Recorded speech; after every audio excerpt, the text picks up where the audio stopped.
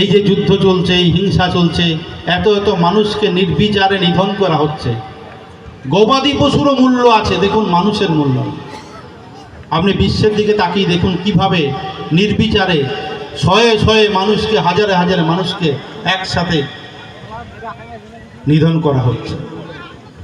তো বাউলের যদি সত্যি সত্যি পৃথিবী হয় একদিন, তাহলে এত মানুষকে অন্তত হিংসার বলি হতে হবে না। সেখানে ভালোবাসা থাকবে, সেখানে মানবতা থাকবে, সেখানে মানব প্রেম থাকবে। সেই জন্য আমি উপস্থিত যারাই হয়েছেন, অনেকে বাউল গান সম্পর্কে জানেন, অনেকে জানেন না, অনেকে বাউলের তত্ত্ব নিয়ে জানেন, অনেকে তত্ত্ব জানেনও না। কিছু কিছু আছেন যারা বাউল গানের সাথে একটু হয়তো নাচতে আসেন, সে আনন্দ করতে হয়, করুন আপনাদের। কিন্তু আমি যেটা বলবো, যে বাউলের কথাগুলোকে দয়া করে শুধু কানের মধ্যে রেখে দেবেন না। বাউল যে কথাগুলো বলবে সেগুলো এখান থেকে, কান থেকে যাতে হৃদয় অবধি আসে, তার একটু ব্যবস্থা নিজেরা নিজেদের মধ্যে করবেন। বাউলের কথাকে যদি হৃদয়ের মধ্যে নিয়ে আসতে পারেন, তাহলে এই হিন্দু আর মুসলমান বাদ দিয়ে আমি সত্যিকারে মানুষ হওয়ার দিকে এক ধাপ আঘাত পারবো। আমি মানুষ হিসাবে মান আর হুঁশ, এই দুটো উপাদান আমাদের মধ্যে যাতে আসে তার ব্যবস্থা করতে পারবো। মানুষকে শুধুমাত্র মানুষ হিসাবে গণ্য করে তাকে ভালোবেসে দুহাত দূরে আঁকড়ে ধরতে পারবো, তাকে ভালোবাসতে পারবো, বিপদে তার পাশে দাঁড়াতে পারবো। এটাই আমাদের কাম্য। আর আমরা কেউ কিছু করতে আসেনি জীবনে। সবাই একদিন এসছি, কেউ যেখানে চাষি আছেন, কেউ রিক্সাওয়ালা আছেন, কেউ সবজিওয়ালা আছেন, কেউ দেখবেন আমার মতো পুলিশ আছেন, কেউ উকিল আছেন, নানা পেশার মানুষ আছেন। জন্মালে মরিতে হবে, অমরকে কোথা রবে। কেউ তো আমরা চিরকাল বাঁচবো না। কেউ 50 বছর, কেউ 60 বছর, কেউ 70 বছর, কেউ 80 বছর, কেউ 90 বছর চলে যেতে পারে। যে কটা দিন থাকবেন আনন্দ নিয়ে থাকুন, মানুষকে ভালোবেসে থাকুন। আমি গান শিখিনি কোনো দিন, ভালোবাসি গানকে ভীষণভাবে, আর বাউল গানকে আরও বেশি ভালোবাসি। তো বাউল গান ভালোবাসি বলেই এই জানিব ভাইরা বিভিন্ন জায়গাতে এই ধরনের মানুষ যারা আছেন আমাকে ডেকে ডেকে নিয়ে যান। আর আমি এইসব পোশাক লাগিয়ে ওনাদের দলে ভেড়ার চেষ্টা করি। ওনারা আমাকে দলে নেন না পুরোপুরি। ওনারা জানেন যে পুলিশ আছে, কোনোদিন আমাদের দলে আসবে না, তবুও আমি চেষ্টা করি ওদের মতো করে ওনাদের দলে যাওয়ার। আর ওই যেতে যেতে দু একটা করে গান গাইবার, গান করতে করতে করতে দু একটা গান শিখেছি। তো আপনারা যদি সুযোগ দেন, যদি ভালো লাগে, আমি দু একটা গান গাইবার চেষ্টা করতে পারি, এই আর কি। আচ্ছা, থ্যাংক ইউ, থ্যাংক ইউ।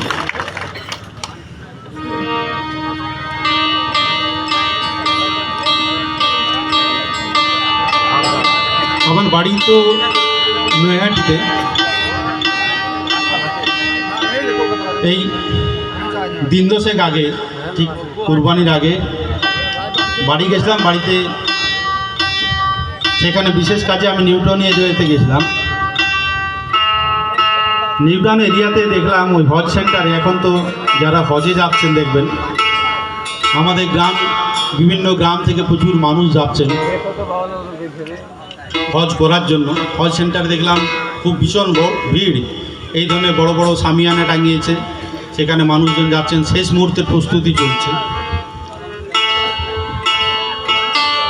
যারা ধর্মপ্রাণ মুসলিম আসেন তাদের প্রত্যেকেরই জীবনে অন্যতম শখ থাকে, স্বাদ থাকে যে অন্তত একবার মক্কাতে যাব, হজ করে আসবো। কিন্তু সবার এই যেমন স্বাদ আর সাধ্যের মধ্যে কিন্তু মিল হয় না। অনেকের স্বাদ থাকে কিন্তু সাধ্য হয় না।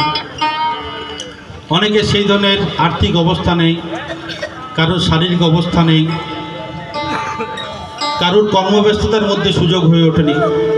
তো সবাই তো যেতে পারেননি, হাজে পারেনও না। হয়তো দেখবেন আমাদের এলাকায় 5-10% মানুষ যেতে পারছেন। তো একজন প্রান্তিক মুসলিম মানুষ যিনি কোনোদিন হজে যেতে পাচ্ছেন না, কিন্তু হজের কথা এত শুনেছেন তিনি, সেই ধরনের মানুষের এই হজে না যেতে পারে যে দুঃখ, সেই দুঃখকে বর্ণনা করেছেন কাজী নজরুল ইসলাম একটা গানের মাধ্যমে।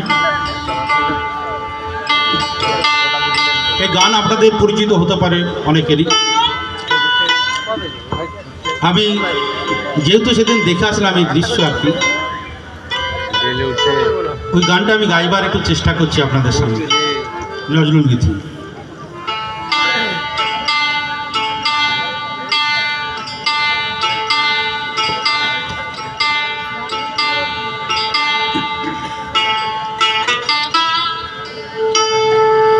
প্রবল হাওয়া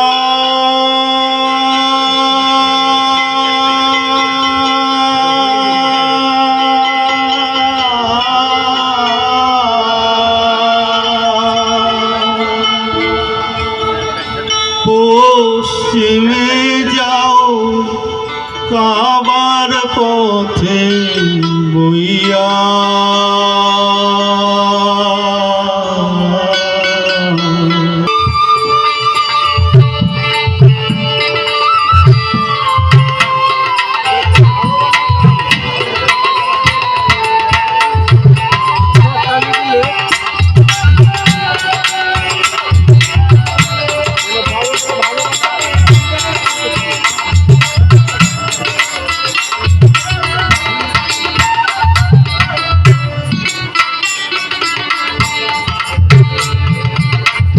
কবর জিয়ারতে আমার সম্বল নাই রে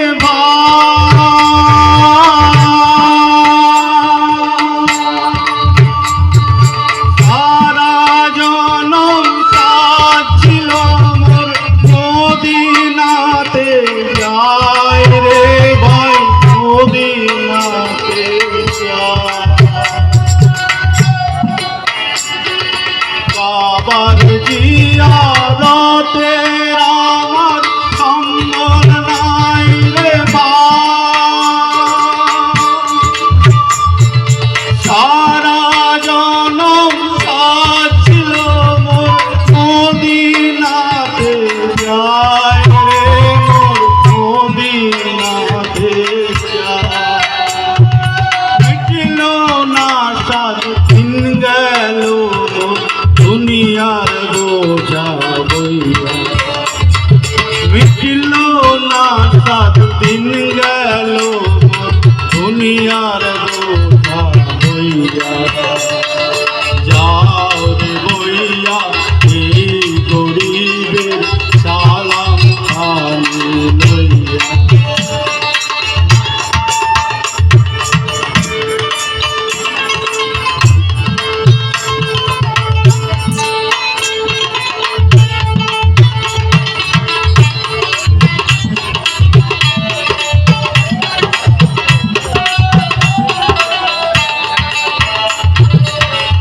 পানির সাথে লইয়া যাও রে আমার চোখের পানি, তোমার পানির সাথে লইয়া যাও রে আমার চোখের পানি।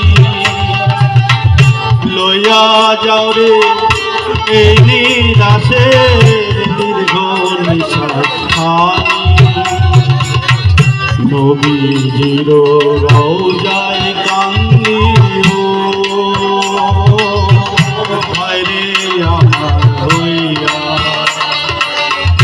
নবীজির রওজায় কান্দি ভাইরে আমার হইয়া। মা ফাতেমা হযরত আলীর মাজার যেথায় আছে, আমার সালাম দিয়াইছো তাদের পায়ে কাছে রে ভাই, তাদের পায়ের কাছে। মা ফাতেমা হযরত আলীর মাজার যেথায় আছে, আমার সালাম দিয়াইছো তাদের পায়ে কাছে রে ভাই, তাদের পায়ে কাছে। সবাই মোনাজাত করি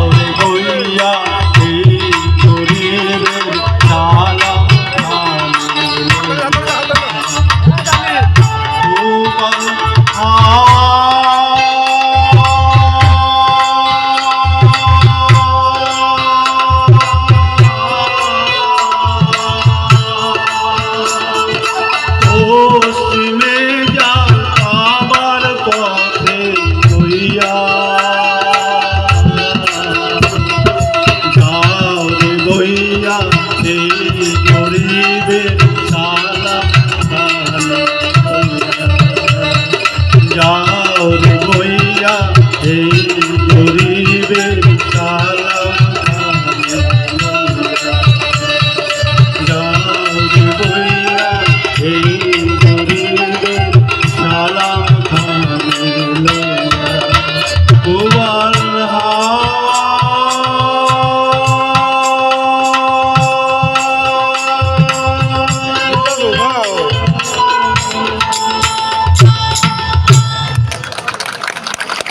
এই বক্তব্য রেকর্ডিং করেছ বন্ধু কেটে দাও এবার কি স্যার